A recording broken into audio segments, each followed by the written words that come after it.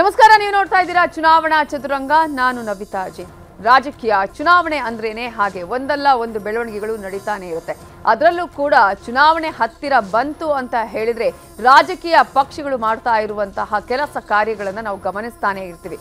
ಚುನಾವಣೆಯ ಸಂದರ್ಭದಲ್ಲಿ ಏನೆಲ್ಲ ವಿಚಾರಗಳು ಅಸ್ತ್ರ ಆಗತ್ತೆ ಅನ್ನೋದು ಒಂದು ಕಡೆ ಆದ್ರೆ, ಮತ್ತೊಂದು ಕಡೆ ಈಗಾಗಲೇ ನಾವು ಗಮನಿಸ್ತಾ ಇದ್ದೀವಿ ಚದುರಂಗದ ಆಟದಲ್ಲಿ ಯಾರು ಯಾವ ರೀತಿಯಾಗಿ ದಾಳವನ್ನ ಉರುಳಿಸ್ತಾರೆ, ಯಾವ ರೀತಿಯಾಗಿ ದಾಳವನ್ನ ಮೂವ್ ಮಾಡ್ತಾರೆ ಅನ್ನೋದು ಕೂಡ ಬಹಳ ಇಂಪಾರ್ಟೆಂಟ್ ಆಗುತ್ತೆ. ಹಾಗಾದ್ರೆ ಯಾವ ರೀತಿಯಾದಂತಹ ಬೆಳವಣಿಗೆಗಳು ಈಗಿನ ಸಂದರ್ಭದಲ್ಲಿ ನಡೀತಾ ಇದೆ, ಚುನಾವಣೆಗೆ ಹೇಗೆ ಇದು ದಿಕ್ಸೂಚಿ ಆಗ್ತಾ ಇದೆ ಅನ್ನೋದ್ರ ಬಗ್ಗೆ ಚರ್ಚೆಯನ್ನ ಮಾಡ್ತಾ ಹೋಗ್ತೀವಿ, ವಿಶ್ಲೇಷಣೆಯನ್ನ ಮಾಡ್ತಾ ಹೋಗ್ತೀವಿ ಇವತ್ತಿನ ಚುನಾವಣಾ ಚದುರಂಗದಲ್ಲಿ. ಮೊದಲಿಗೆ ಹೆಡ್ಲೈನ್ಸ್.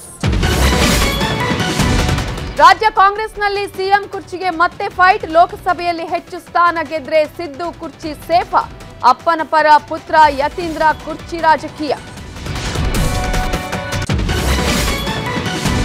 ಶ್ರೀರಾಮನ ಹೆಸರಲ್ಲಿ BJP Congress politics. Touring talkies ಗೊಂಬೆ ಎಂದು ರಾಜಣ್ಣ ವಿವಾದ. ರಾಮನ ಅವಹೇಳನಕ್ಕೆ ಬಿಜೆಪಿ ನಾಯಕರು ಕೆಂಡ. ಕುಂದಾನಗರಿಯಲ್ಲಿ ರಂಗೇರಿದ ಲೋಕ ಪಾಲಿಟಿಕ್ಸ್. ಬಿಜೆಪಿ ಕೋಟೆ ಗೆಲ್ಲೋಕೆ ಕಾಂಗ್ರೆಸ್ ಸರ್ಕಸ್. ಎರಡೂ ಪಕ್ಷಗಳಿಗೆ ಟಿಕೆಟ್ ಹಂಚಿಕೆಯದ್ದೇ ಟೆನ್ಷನ್.